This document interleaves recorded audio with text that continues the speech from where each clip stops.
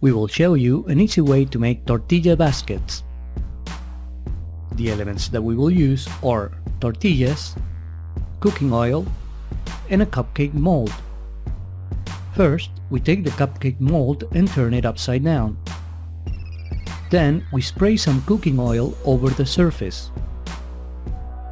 Take the tortilla and place it as shown on screen. Repeat the process with the rest of the tortillas.